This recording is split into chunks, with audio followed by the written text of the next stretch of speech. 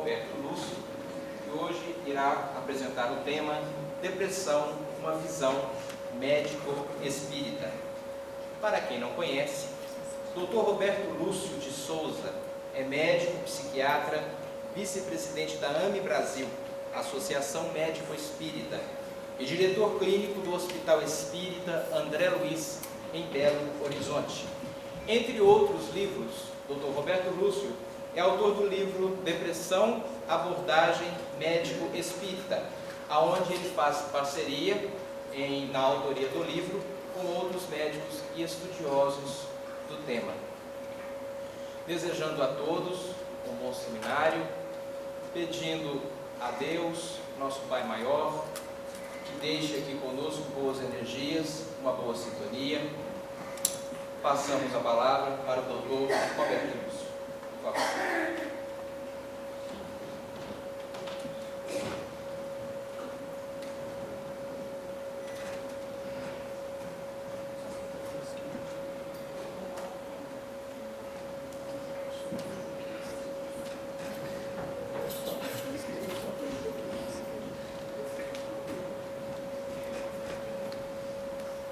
Bom dia para todos.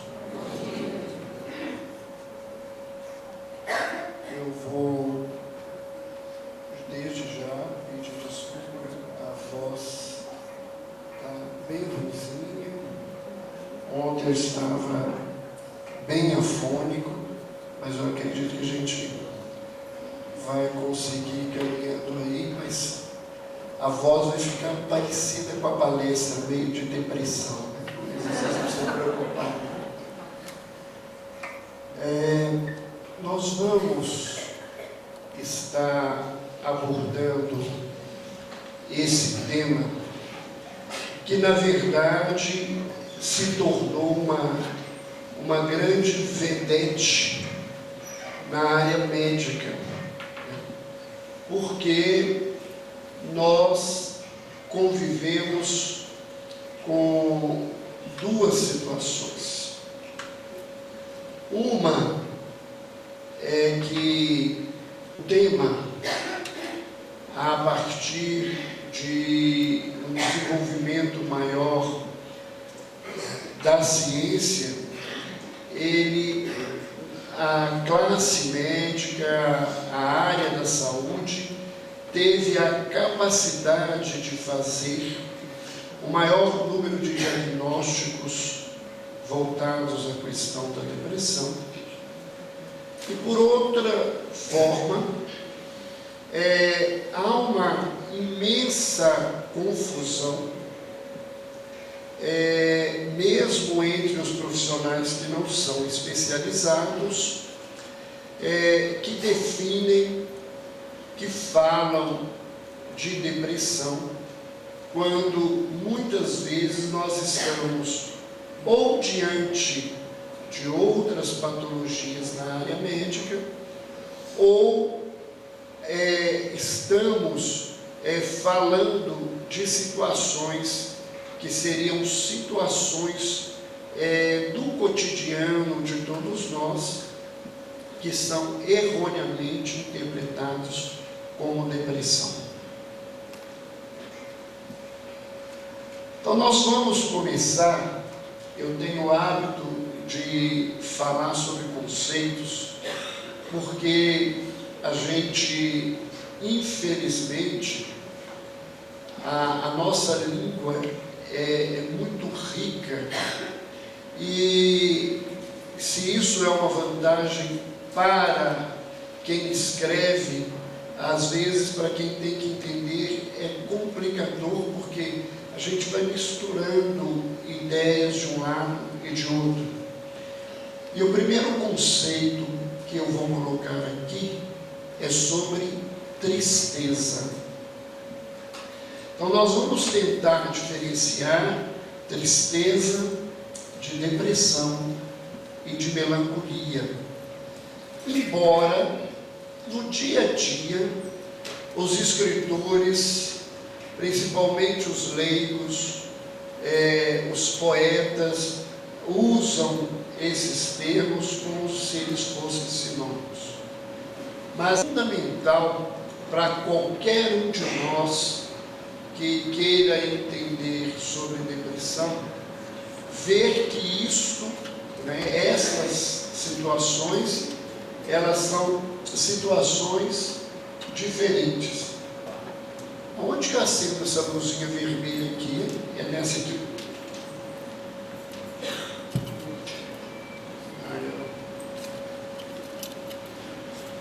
Isso aqui não atira, não, né? Se eu errar uma coisa aqui, eu não vou acertar tiro.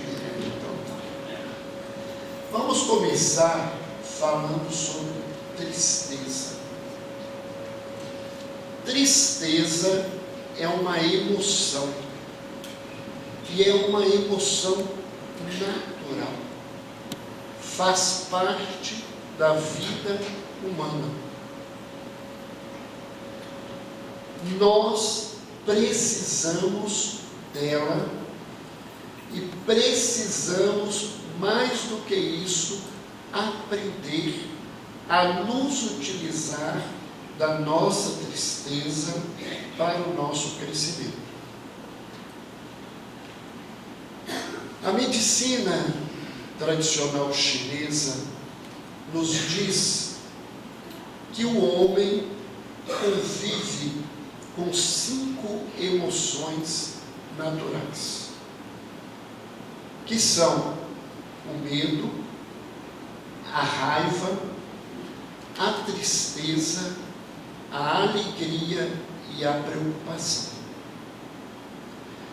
Quando se fala desses temas, muitas pessoas dizem, mas como é que é isso? A gente tem 4 emoções ruins e uma emoção boa, só a alegria que é bom, as outras 4 são emoções ruins. Não é verdade. Todas essas emoções, elas têm um objetivo útil na vida da gente.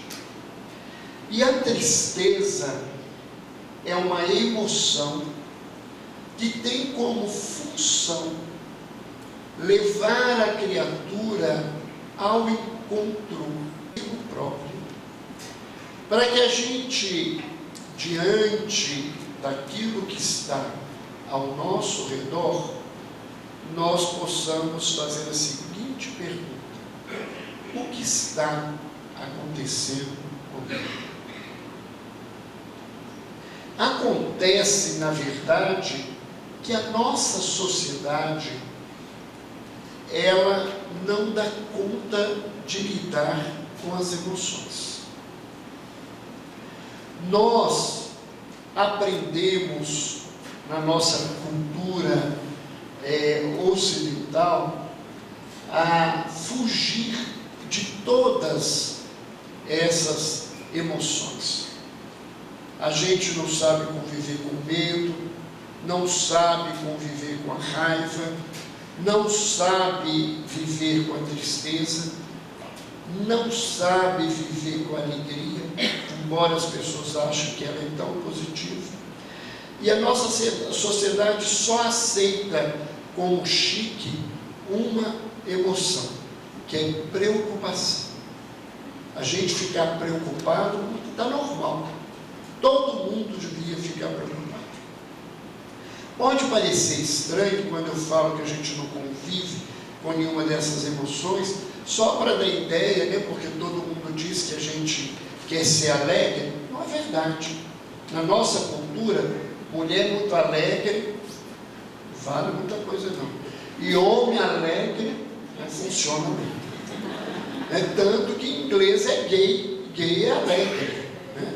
O homossexual, o afeminado, na verdade, que é diferente até da questão só da homossexualidade, é o gay. Nós não sabemos viver com essas coisas. E todas as vezes que nós estamos diante de alguém triste, a gente quer tirar as pessoas da tristeza.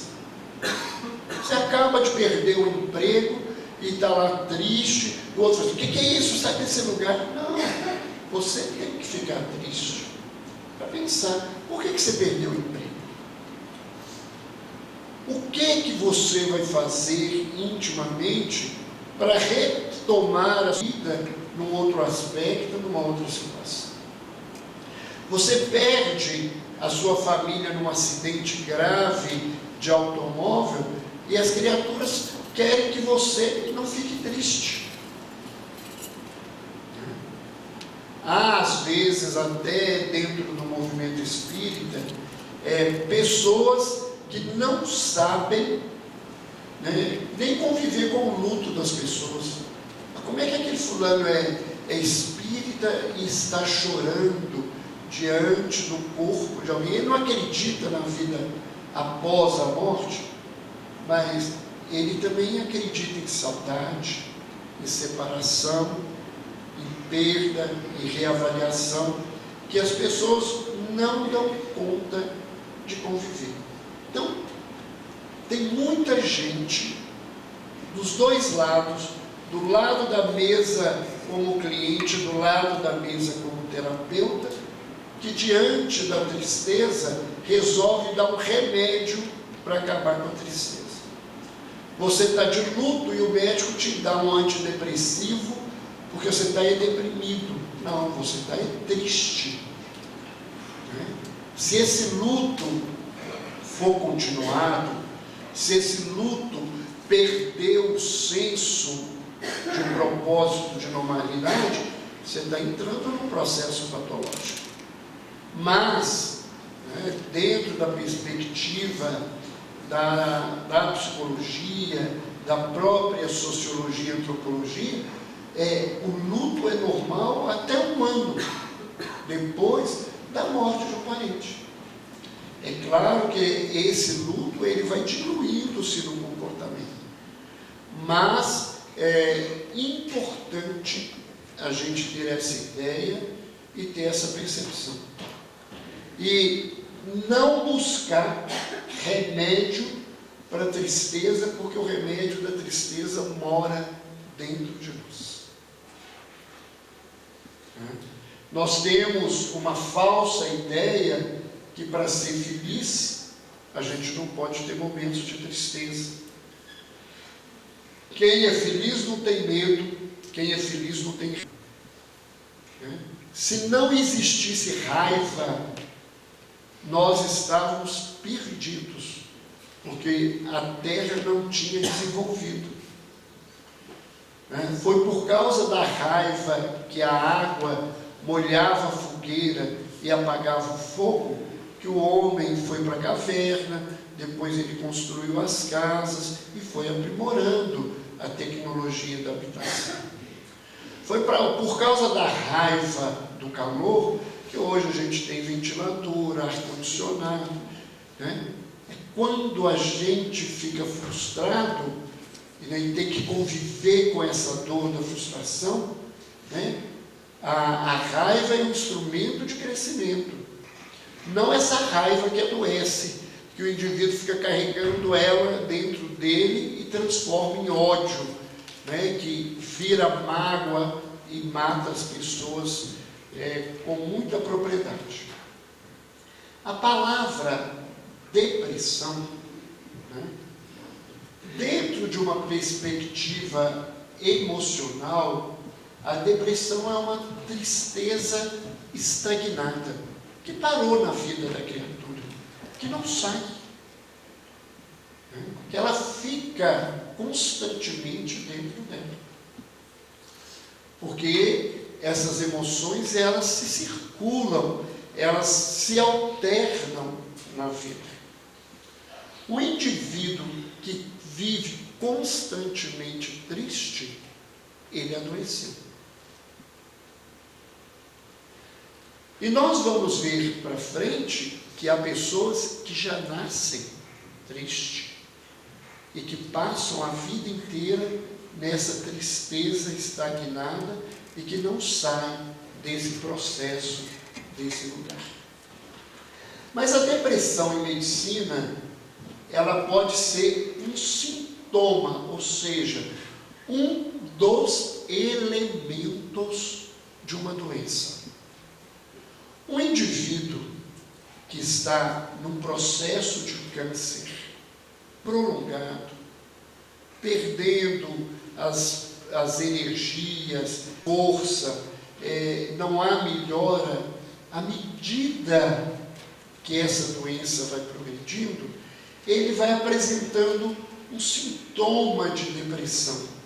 Ele passa a ter uma tristeza que fica constantemente na vida dele, mas não é porque ele é deprimido com uma doença, né?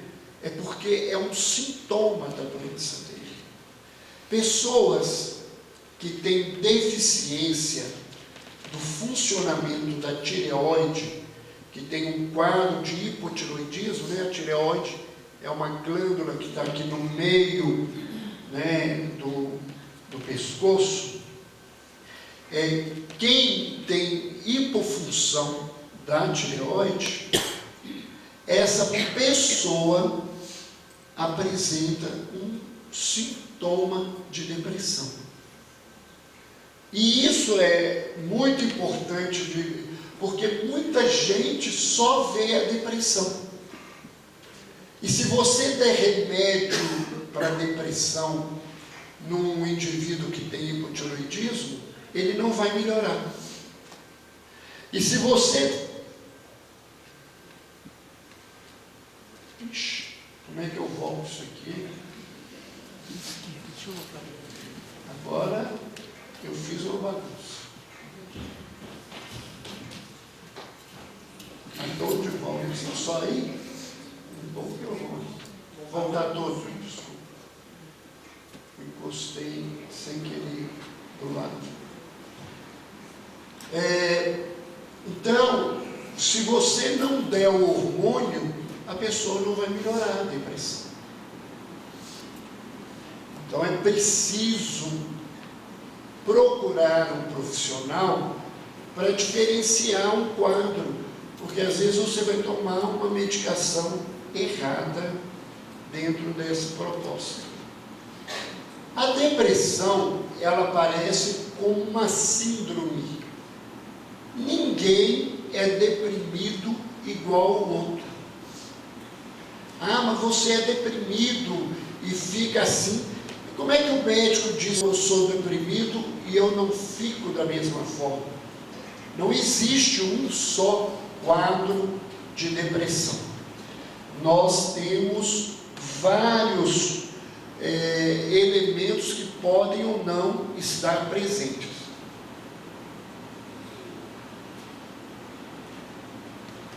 E temos,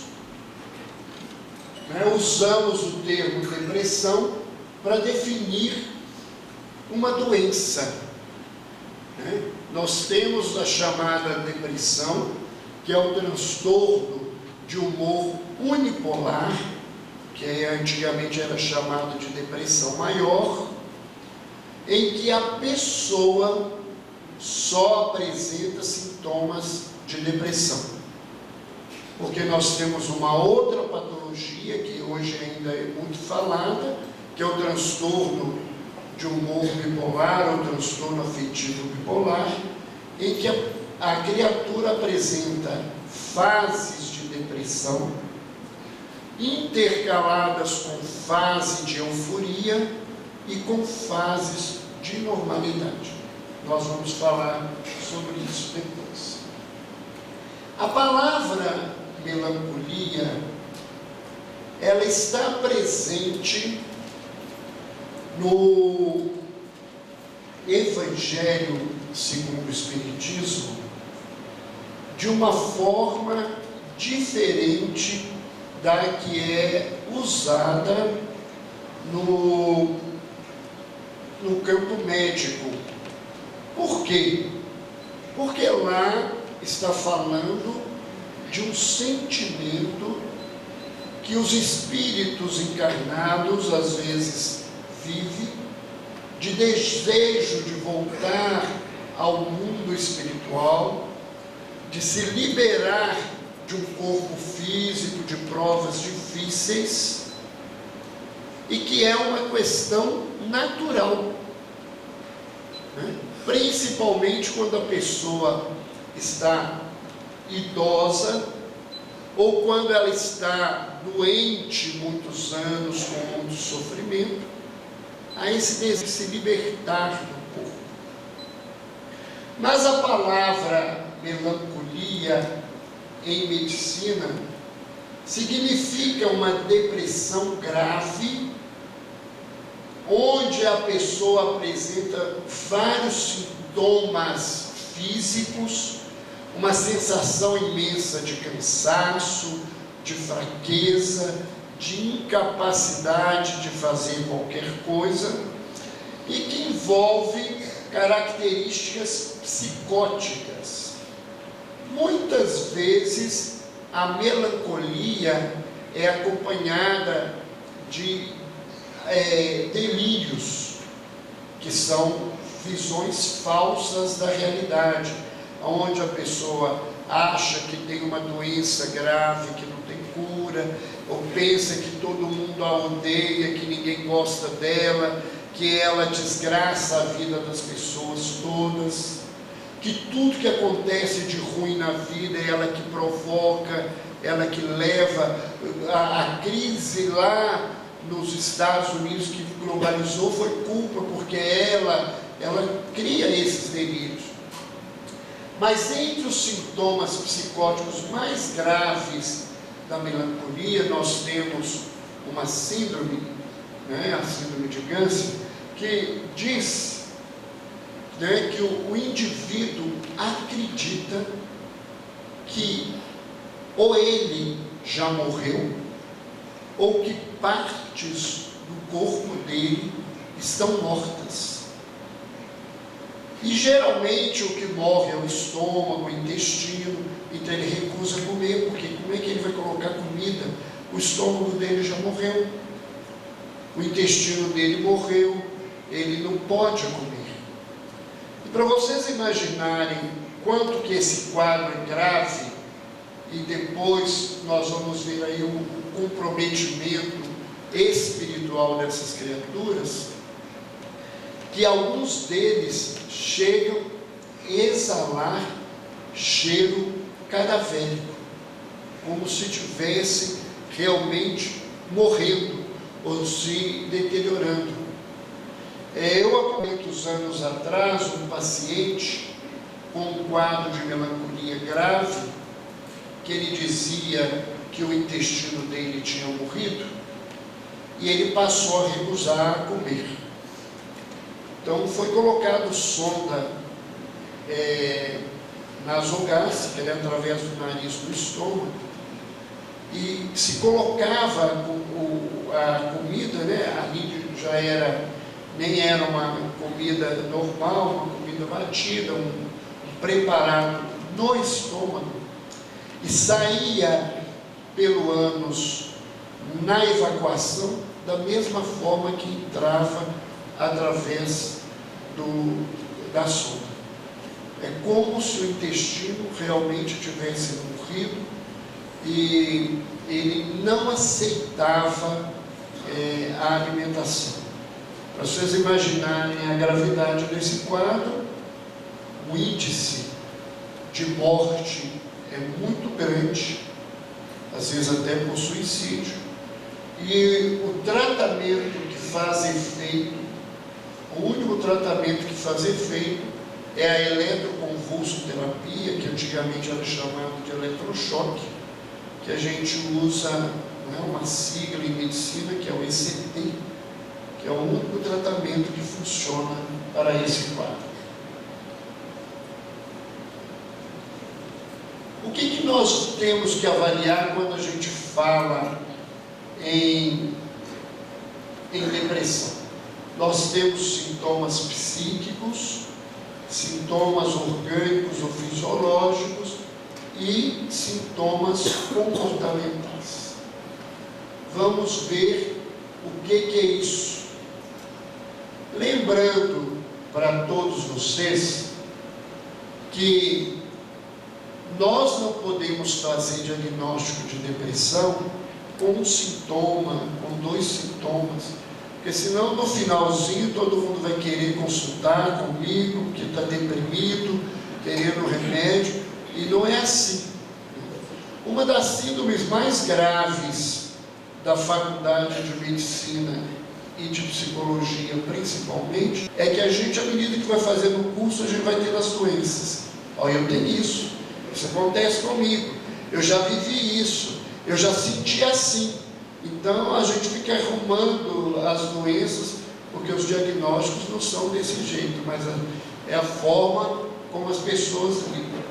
Então a primeira coisa que a gente encontra dentro da depressão é o humor depressivo, que mistura sensação de tristeza, sentimento de autodesvalorização. A pessoa se vê como o pior dos piores, e um sentimento profundo de culpa. Culpa porque ele não dá conta de fazer as coisas, culpa porque ele faz todo mundo sofrer, culpa porque ele não melhora, né? Isso é que a gente chama de humor depressivo. A pessoa apresenta também uma anedonia, né? Uma falta de prazer. Tudo aquilo que anteriormente era prazeroso na vida da criatura passa a não ter sentido. Era o indivíduo que era apaixonado por futebol e que hoje nem sabe quem está jogando. É aquela dona de casa que adorava assistir as novelas e que hoje nem liga a televisão. A pessoa passa a não ter prazer de nada. Né? E à medida em que a situação vai se agravando, ela diz que não tem sentido mais a vida, porque ela não vê motivo para nenhuma coisa. Há uma sensação profunda de cansaço. Às vezes ele passa o dia inteiro na cama, e quando você pergunta, o que ele diz é que é um cansaço profundo. Ele não dá conta de fazer nada, e uma redução da capacidade de pensar. Ele já não pensa como pensava anteriormente. Então é aquele empresário que resolvia milhares de problemas na empresa e que hoje não dá conta de decidir se ele vai assinar os cheques primeiro ou se ele vai conferir uma determinada conta, uma coisa tão simples, e que ele não consegue, porque ele não pensa, ele não consegue concentrar e ele não consegue tomar decisão. É uma sensação muito ruim, né? Que a criatura vive. Eu, por um curto período, eu vivi uma experiência dessa. Em 2006, eu tive que tirar a glândula tireoide, porque eu tive um câncer na glândula tireoide, e eu tive que ficar um período sem tomar hormônio para fazer um exame. E às vezes você falava comigo assim, coisas do dia a dia, o senhor vai dar tal remédio para a pessoa? Eu tinha que raciocinar o que era dar, o que era aquele remédio. Eu não conseguia desenvolver um pensamento, porque o raciocínio não caminhava, e às vezes as pessoas estavam trabalhando comigo, deixa, depois a gente discute com o senhor, que a cabeça agora não está funcionando mesmo, né? E não estava organicamente. Nós temos os sintomas fisiológicos, né? Deixa eu voltar aqui. Agora já.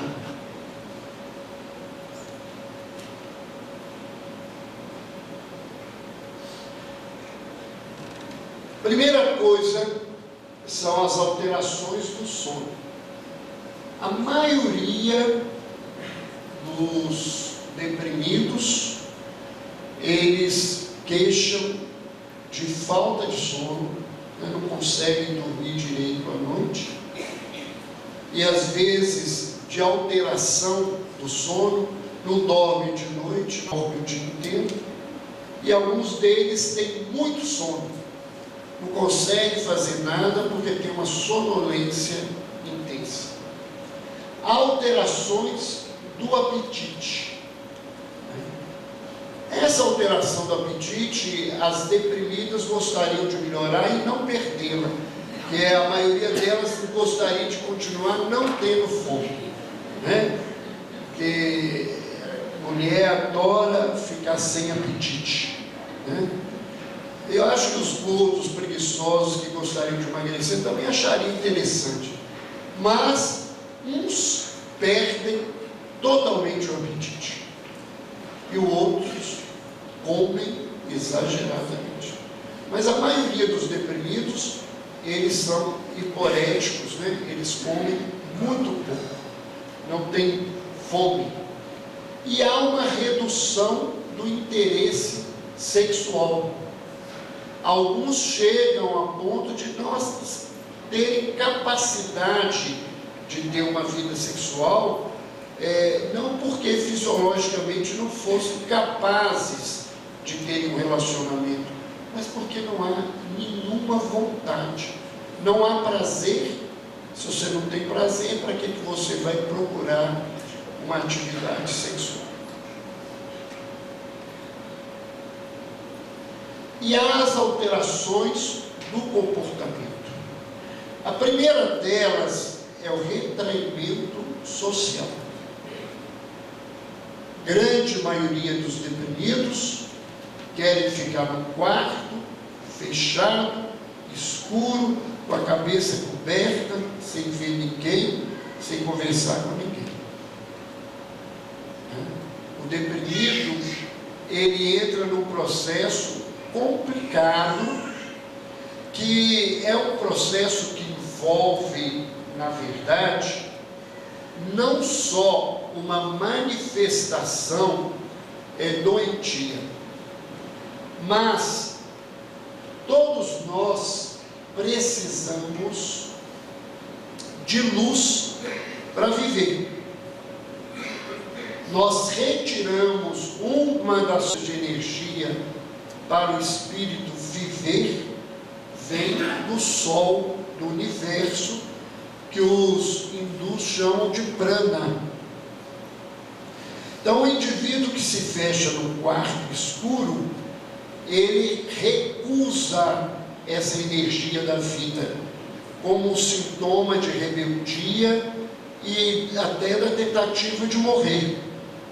E por outro lado, os obsessores adoram essa situação, porque o indivíduo vai ficando cada vez mais frágil, né? E sob a ordem e a direção de espíritos que perturbam esse processo depressivo. Outro fator é que o deprimido tem crises de choro frequentes e geralmente sem motivo. Aqui é perigoso porque tem gente que chora à toa, né? Eu mesmo sou muito chorão. Eu choro com propaganda do Gelol, eu choro com o programa do Hulk lá com o Lar Docilar, a mulher, os meninos. Mas que ridículo, mas não adianta. Eu vou vendo, vou chorando, as lágrimas vão descer. Eu choro por qualquer coisa nessa vida. Eu falo que numa dessas encarnações eu devo ter sido carpinteira, que era só contratar para chorar em velório, então eu aprendi a chorar, choro qualquer coisa. Então, geralmente o deprimido chora sem motivo. Ele tem crise de choro sem nada. Algumas crises podem até ter motivação, mas ele não tem o porquê explicar. E isso aqui, é muito grave. Por quê? Porque mais de 50% dos deprimidos, eles pensam em suicídio. E muitos, um grande número desses que pensam em suicídio, tentam tentam suicídio. Algumas estatísticas diz que desses que pensam, de 60% a 70% deles tentam. E dos que tentam, 15% a 20% chegam ao óbito. Se nós imaginarmos que hoje as estatísticas mundiais falam de que a depressão como doença, tanto no transtorno bipolar quanto a depressão só, tem um nível de aproximadamente 13% da população mundial. Se nós pegarmos isso, que a nossa população hoje é mais de 6 bilhões de pessoas, nós teríamos mais de 700 milhões de criaturas que vão ter em algum momento um quadro de depressão, e que aproximadamente 350 milhões de pessoas em algum instante vão pensar em se matar, e que, se você for caminhando nesse nível, que o número de suicídios ligados à depressão passam da casa dos 50 milhões de pessoas dentro do nosso planeta. Então é um número muito grande. Há estatísticas que são controladas para não colocar ninguém em desespero, que dizem que a cada minuto da Terra morre alguém por suicídio. É uma taxa muito grande, e isso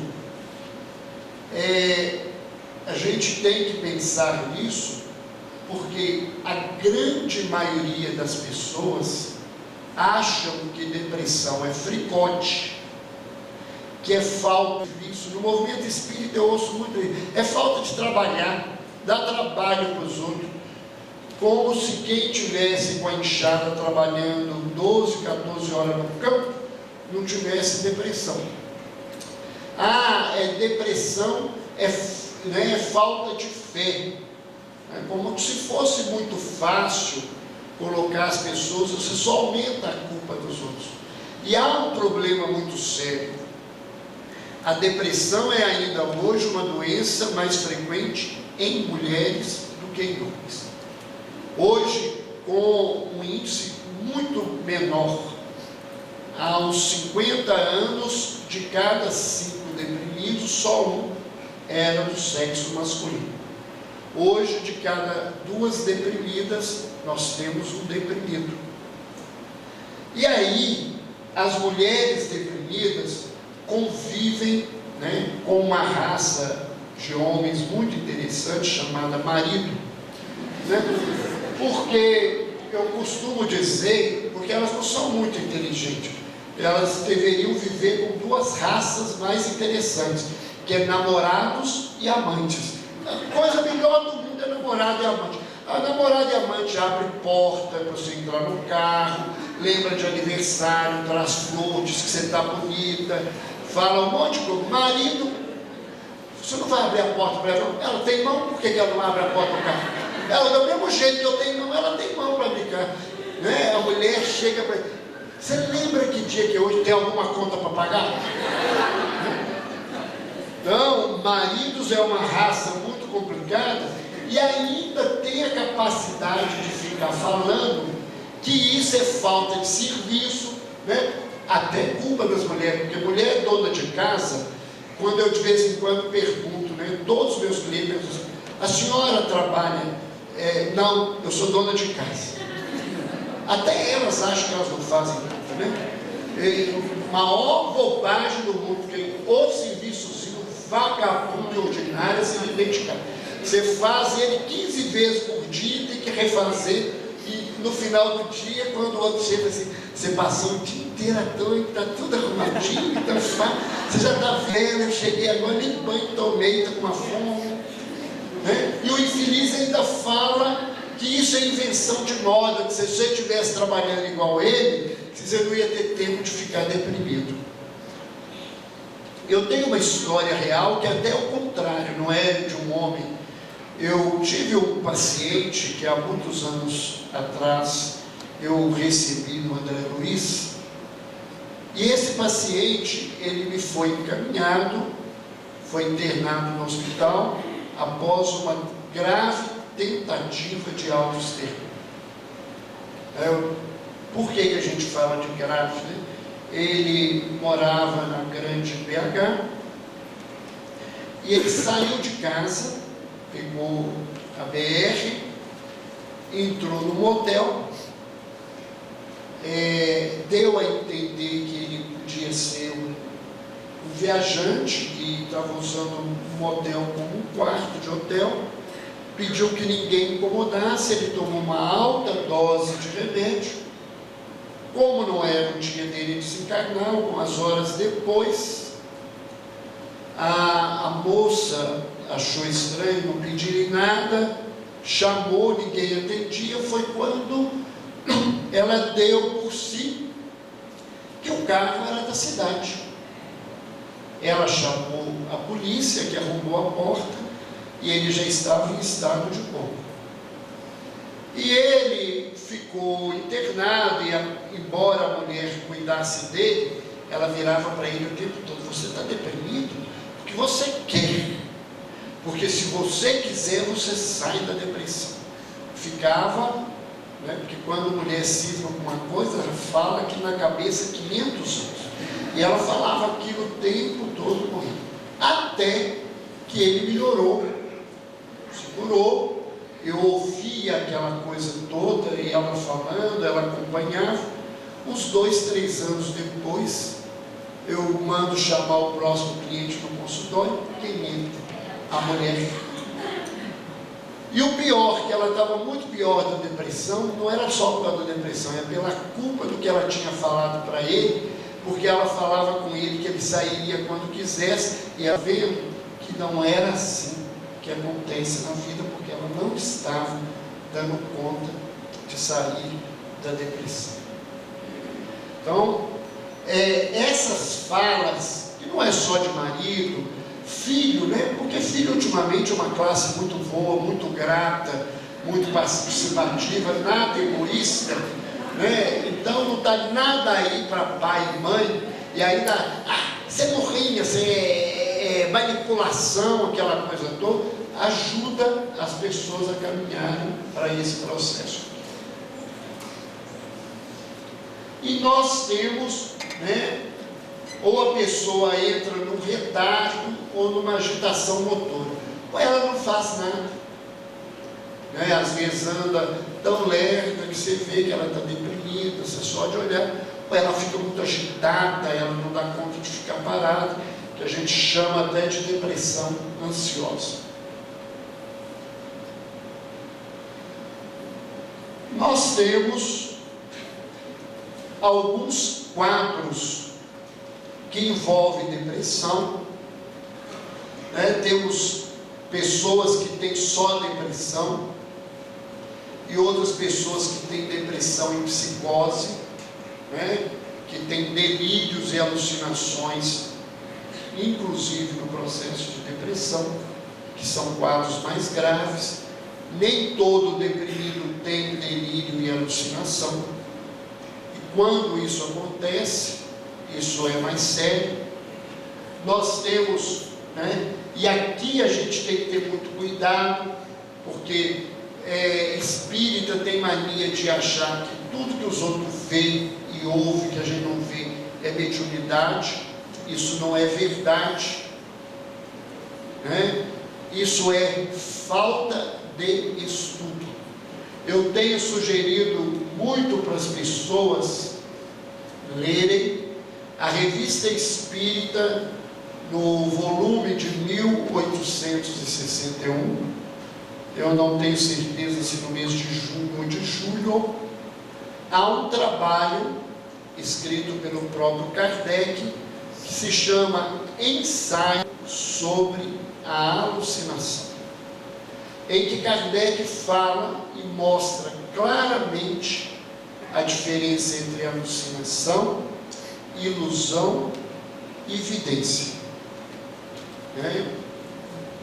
Então nós temos pessoas que elas estão tão comprometidas que ela vive uma alteração cerebral, ou ela vive um processo de complicação em que ela convive com essas formações mentais, essas formas, pensamentos produzidas por ela mesma na sua nuance. Temos quadros de depressão com catatonia, onde a pessoa não movimenta, ela fica parada, ela não se mexe de maneira nenhuma. Temos os distímicos, que nós vamos falar deles depois do nosso intervalo, e temos os transtornos afetivos bipolar. Nós vamos dar uma paradinha de 20 minutos, para a gente voltar falando um pouco sobre distimia e transtorno afetivo, e nós vamos pegar a parte de causas e tratamentos desse tipo de doença. Mas só antes de terminar, eu queria lembrar que qualquer um desses processos, eles necessitam de uma avaliação médica. Não é função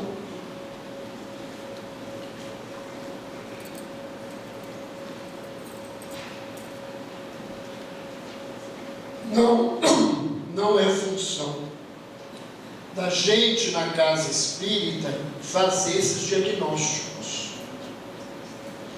E a gente deve evitar fazer esse tipo de intervenção até dentro de casa,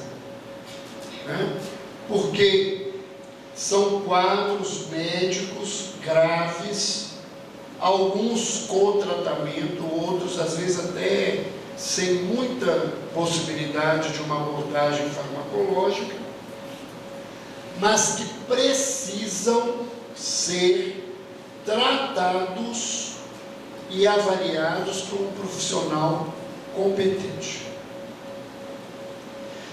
Se nós recebemos alguém dentro da casa espírita com qualquer um desses diagnósticos, é obrigação nossa fazer a seguinte pergunta: você já foi no médico? Você já está em tratamento? Ah, não. Então só podia buscar um médico, fazer uma avaliação, porque o senhor pode estar com um quadro grave e que precisa de tratamento.